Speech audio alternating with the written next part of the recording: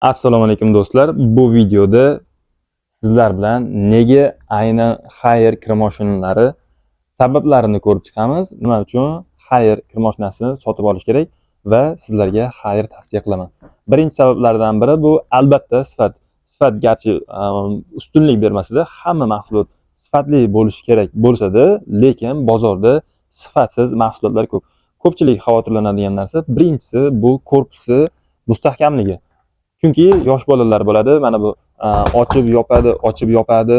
Yosh bolalar osilib o'ynashi mumkin. Shunaqa vaziyatlarda baquvvat ishlanganmi? Mana bunday oshiqlari yoki ruchkalari, eshik ruchkalari metaldanmi? Shu tomoniga e'tibor beradi. Ko'rishingiz mumkin, bu Haier. Bundan birinchi sizga bu modelni ko'rsatmoqchiman. Mana bu ko'ryapsiz. Eshik bosilganda korpuslar bilan qo'shilib o'ynab ketyapti. Endi esa bu Haier. Buni undan ham ko'proq kuch bilan bosaman. Bu ko'ryapsiz, metali ancha mustahkam ishlangan.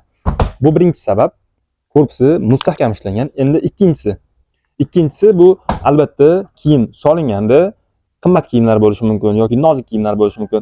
Kiyimni sifatini buzib qo'ymaslik kerak. Bunda eng birinchi rol o'ynaydigan narsa baraban materiali va barabanning tuzilishi. Barabanni mana bunday Haier kir mashinlarida hech qanday mana bunaqa zigzaglar ko'rmaysiz. Bu baraban metal shaklda bo'ladi, tekis list shaklda bo'ladi. Unga ishlov berilib, bir-biriga ulangandan keyin mana shunday zigzaglar hosil bo'ladi. Haier kir mashinlarida lazer bilan ulangan hisobiga hech qanday mana shunday zigzaglar, stiklar bo'lmaydi. Bu kiyimni katta qilib yuborishini bitta sabablaridan biri. Shunday stiklar Haier kir mashinlarida yo'q va plyus hisoblanadi. Bu ikkinchi sabab bo'ldi. Endi uchinchisi, bu osvejit funksiyasi.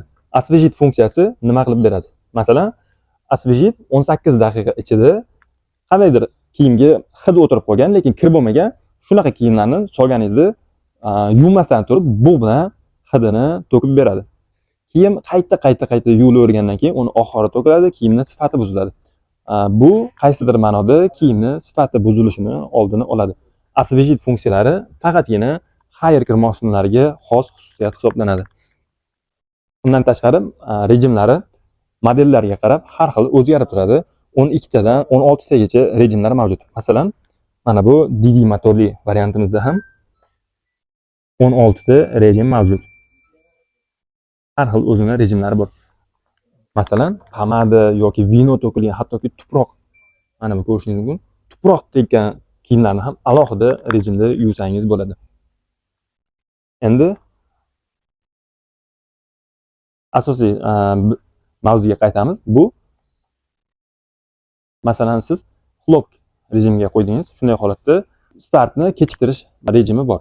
Bunda nima bo'ladi? Masalan, siz ertalab chiqib ketyapsiz.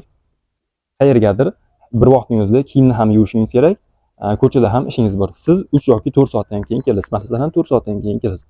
4 soatdan keyin keladigan mo'ljallab programmani tanlaysiz, rejimga qo'yasiz, kiyimlarni solasiz, parashokni solib, shundoq solib ketasiz. 3 soatdan keyin aytaylik yuvishni boshlaydi va siz kirib kelishingizga moslab kir mashina kiyimingizni endigina yuvib tayyor qilib turgan bo'ladi. Buni qanday plyus bor? Kir mashina yuvgandan keyin 3-4 soat barabanning ichida kiyimlar qolib ketsa, dimlanadi, hidlanadi, namni hidi kelib qoladi. Hattoki yangi kiyimlardan ham nam hidi kelib, qandaydir yoqimsiz hid qolib ketishi mumkin. Shunaqa holatlarda bu startni kechiktirish rejimi juda ham foydali bo'ladi. Undan tashqari 6 ta rejimda par bilan yuvsangiz bo'ladi, parni alohida qo'shsangiz ham bo'ladi yoki avtomatik qo'shsangiz ham bo'ladi. 3 ta rejimda avtomatik. Hamma kir mashinalari 3 ta rejimda avtomatik ishlaydi. Qanday ishlaydi?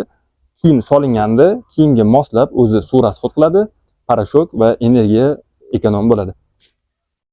Rejimlari masalan bazaviy komplektatsiyada gigiyenik kiyimlar uchun, detskiy kiyimlar uchun, jinsi yoki puxoy adyollar uchun ham alohida rejimlar mavjud. Kir mashinani telefoningizga ulab, telefondan boshqarsa ham bo'ladi. Yana bitta plyuslardan biri bu motorlarga bo'lgan garantiya. 3 yil hamma kir mashinalariga servis xizmatlari bepul. Undan tashqari modellarga qarab 12 yil va hatto umrbod ham garantiya beriladi. Masalan, mana shu modelga, motorga umrbod garantiya beradi. Bu pojizmli va navbatda. Masalan, xlop rejimiga qo'ydik va temperaturani biz 90 gradusgacha suvni qaynatib yuvishni buyruq berishimiz mumkin. Bu ko'pgina kir moshinlarda 90 gradus bo'lmaydi. Issiq suvda yuvgandan keyin albatta kiyimni turiga qarab tozaroq yuvib beradi. Bolalardan himoya funksiyasi mavjud. Bu kir moshinangiz ishlayotganda blokirovkaga solib qo'yilsa, bolalar ziyon yetkaza olmaydi.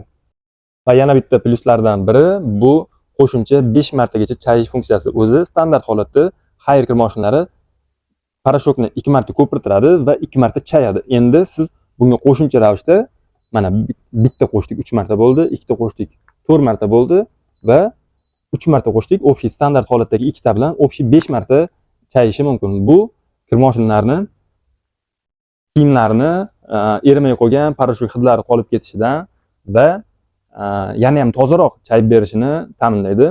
Do'stlar, kir moshinalariga, Haier kir moshinalariga buyurtma berish uchun pastda forma qoldiramiz yoki opisaniyada kontakt raqamlarini qoldiramiz. Bemalol aloqaga chiqishingiz mumkin. Narxlarini ham albatta yozib o'tamiz. Sizlarga albatta eng sifatlisini ravo ko'ramiz. Chunki, masalan, siz Haier kir moshinlar 6 kiloligi taxminan $300 atrofida bo'lsa, siz $200 yoki $250 ham kir moshina olasiz, lekin kir moshinangiz kir tog'oridan, oddiy qo'lda yuvadigan tog'oridan farq qilish kerak. Ozgina qo'shib sifatli narsa olgan albatta yaxshi. Chunki 5 yil emas, 10 yil ishlatasiz, 15 yil ishlatasiz. Hozir bilinishi mumkin, lekin uzoq muddatda baribir ziyon qilmaysiz, foyda qilasiz. Hammaga rahmat. Keyingi videolarda ko'rishguncha sizlarni Xonadon onlaynda ko'rganimizdan xursandmiz.